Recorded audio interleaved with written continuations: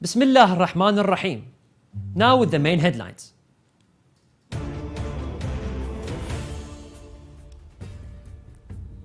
Famous Iraqi speaker meets with Grand Ayatollah Shirazi.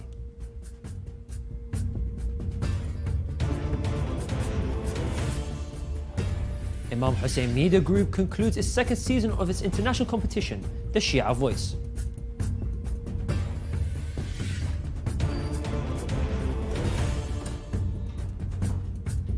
Misbah al-Hussein Foundation continues its sessions on Karbala Vision Project.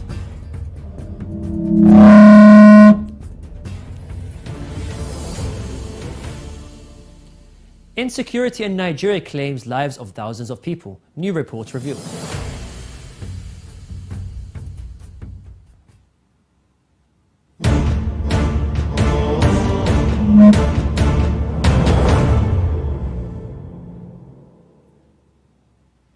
Assalamu alaikum wa rahmatullahi wa barakatuh, dear viewers. This is Yunus Dawood and you're watching Shia Waves live from Imam Hussein TV 3.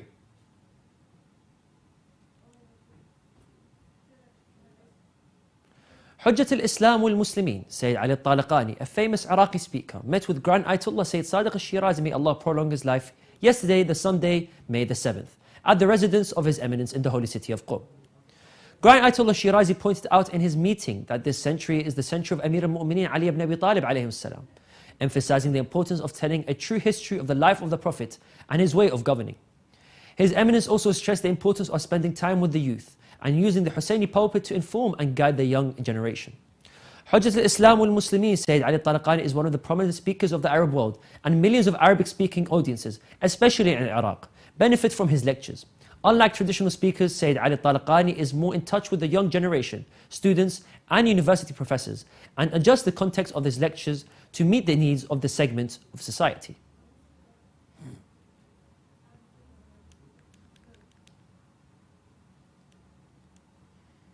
Last night, the 6th of May 2023, saw the conclusion of the second season of Shia Voice, a talent show competition bringing together the world's best talents in the fields of eulogy recitation, lecturing and Quran recitation. The much acclaimed show has received worldwide praise for its outstanding production and source for bringing together talents in the service of Ahlul Bayt alayhim salam. The show reached its conclusion yesterday, seeing the Iraqi reciter from Dearborn, Michigan, Ali al-Zuhairi, being crowned the winner of the Shia Voice, taking home a grand prize of £10,000. With me live, I have the main host and presenter of the show, Mullah Ali Fadil. Thank you for coming on Shia Waves today.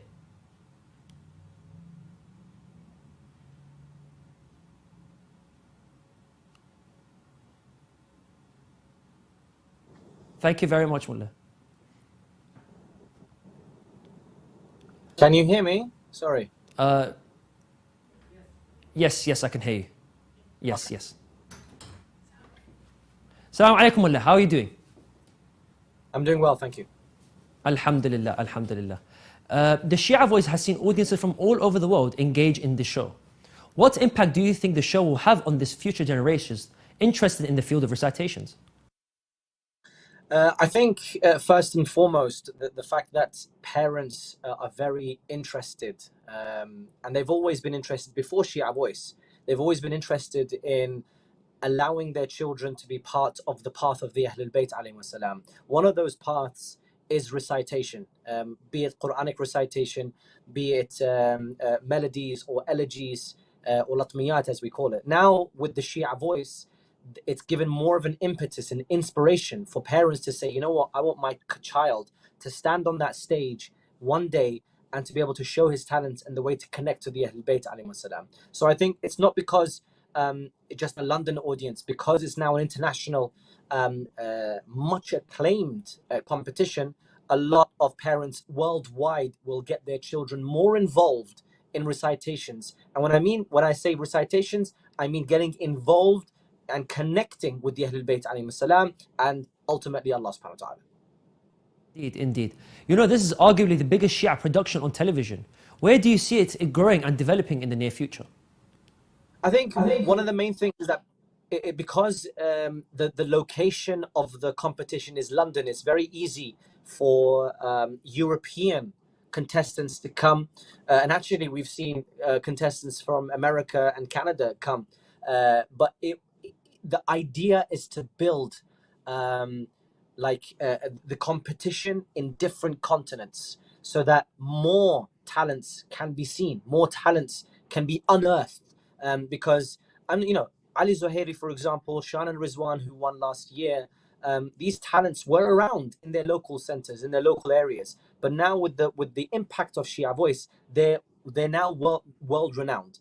And when I mean world renowned, they're going to have opportunities to go elsewhere to be able to propagate the message of the Ahlul Bayt alayhi wasalam. So the way I see Shia Voice growing and developing in the future is to have a hub, almost like a headquarters, in each continent, so that you can unearth more talent and unearth more reciters to propagate the message of the Ahlul Bayt alayhi wasalam. That's correct, and it is true, because you see everywhere around the world, we know people might have not known reciters or certain people, but because of the Shia Voice, their names have been out and everyone knows about them now. Alhamdulillah. Yeah. Mullah, what role does the Shia Voice play in inspiring the next generation to get involved with Shia activism and acceptance within the wider society of the Shia? So a lot of the instances is that, when you say Shia Islam, there are certain perceptions about Shia, misconceptions about Shia in general. You just have to do one Google search, and unfortunately, you don't get very encouraging images. Now, when you type in Shia and voice, you get something on the outside. Those who are not Shia, when they look at it, think, wow, this is a professional production. So because we increase in professionalism and the way that we're coming across, that people can now look at it and say, well, there's a misconception about Shia and the Quran. Well, we have a full category dedicated to the Quran. Shias are not very intellectual. Well, actually, we have a whole category dedicated to lecturing. And also, when Shias are not very cultural, or they're not very attuned to poetry and classical literature, we have 2 or 3 categories that actually does look into literature and poetry and how you can connect with Islam through literature and poetry. So the end result of this is that in the next couple of years, the more Shia Voice and programs like the Shia Voice, where your professionalism is the utmost importance to you, you can then start to change the perception of people around, so that you can be able to tell them, actually, when it comes to Shia Islam, we're not backward, we're not uneducated. We are actually quite educated. We are in senior positions. We know how to pull off a fantastic program, which is likened to that you see on BBC or whichever big channels are out there. Well, I'm going to leave you with this one last question. What moved you the most this season?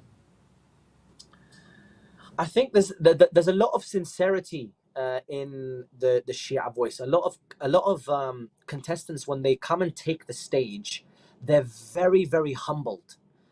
It's difficult for them to be arrogant because they come from a very humble background. What I mean by humble is, like, for example, not very well known, quite young, inexperienced. So when they're on that stage and they give a performance of their life, and they see the reaction from the crowd. And that's why when I'm hosting the program and I tell some of the contestants who receive standing ovations, I often move away and I say, look, take it all in. Yeah, take it all in, because this is for you, because of the work that you've done, the performance that you gave. So there have been many younger contestants who have received adoration and a standing ovation from the crowd and from the audience and from the judges. It's a very moving experience for me. But the final, just Ali Zuhairi's performance throughout the rounds just culminated in such an ending that it was just tears. And it wasn't tears, of course it was tears of sorrow, but it was tears of happiness that we are all servants of Imam Hussein alayhi salam, and we continue to strive to be servants of Imam Hussein and ultimately servants of Allah subhanahu wa ta'ala. So that final moment where Ali Zuhairi's final couple of seconds of his performance, that was the most probably moving part for me. Thank you very much. Thank you very much for your time, Mullah.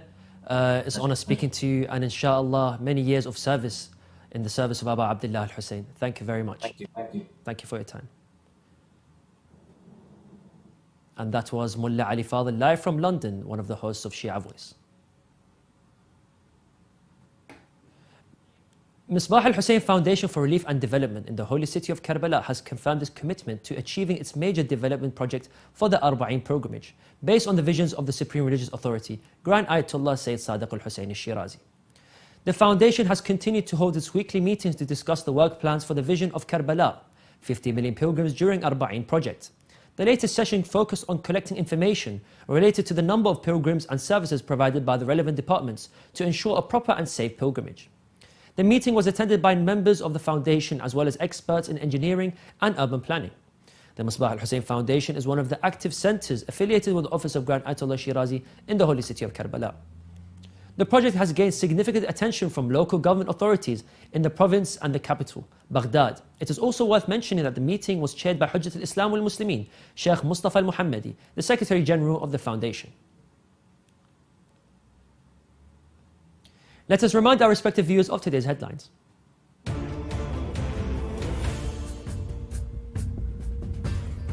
Famous Iraqi speaker meets with Grand Ayatollah Shirazi.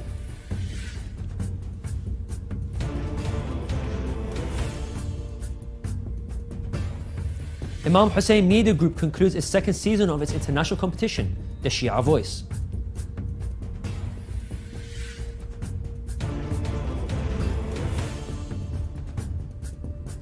Misbah al-Hussein Foundation continues its sessions on Karbala Vision Project.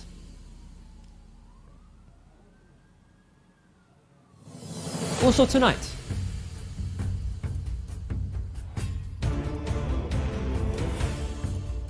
Rohingya refugees in Bangladesh refuse to return to Myanmar on fear of further persecution.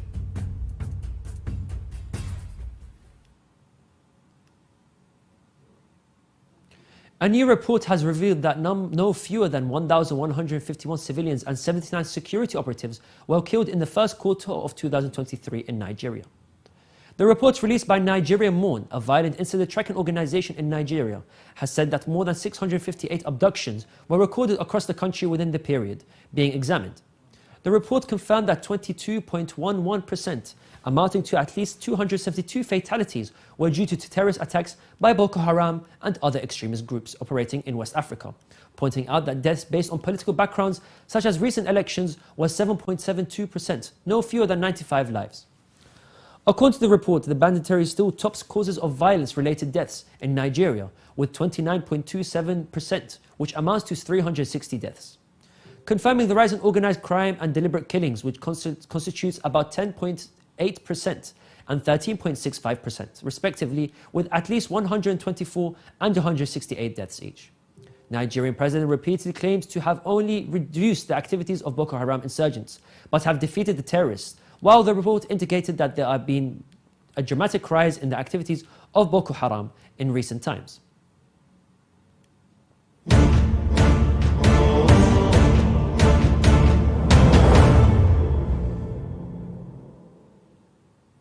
And now we continue with some short news. Today marks the 2 years since the bomb attack outside the Sayyid al-Shuhada school in Dasht-e-Barchi area in Afghanistan, which killed over 90 Hazara female students and injured hundreds of others. The car bomb was detonated in front of the school and 2 more bombs exploded when students rushed out in panic. The entire night we carried bodies of young girls and boys to graveyards and prayed for everyone wounded in the attack, said one of the locals. Till today, Hazaras are continuously systematically targeted and killed for their religious, Shia and ethnic identity.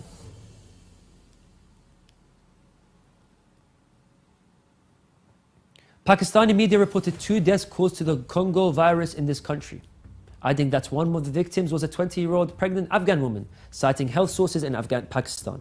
Dan newspaper reported on Monday that one of the cases was registered in the city of Quetta and the other in the city of Karachi. Congo is one of the deadly and dangerous viruses that are transmitted from animal meat to humans.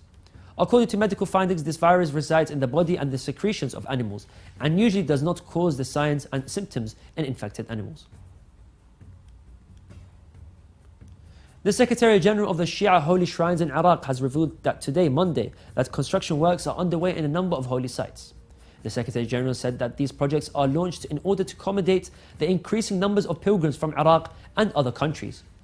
In a statement received by Shia Waves agency, the Secretary General said that construction work is underway at Prophet Ayub's shrine in Hilla province and Sayyid Ibrahim's shrine in Muthanna province.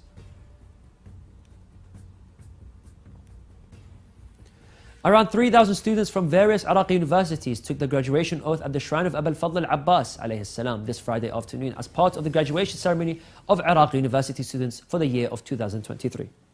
Upon their arrival to the holy shrines of Imam Hussein and Abul Fadl al-Abbas alayhum salam, the students flocked to perform the prayers and the ziyarah. The central graduation ceremony organized on the area between the two holy shrines included intellectual and scientific activities and a large participation from students from different Iraqi universities.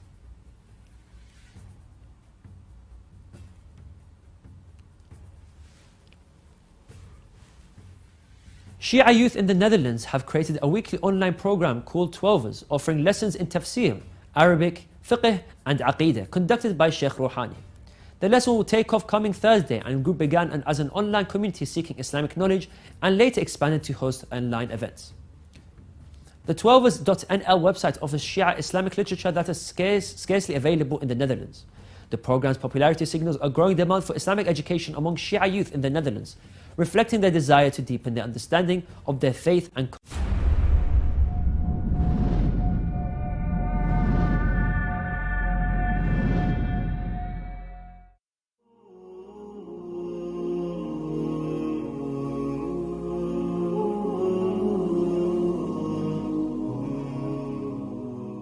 اللهم صل على محمد وآل محمد وعجل فرجهم والعن أعداءهم أجمعين.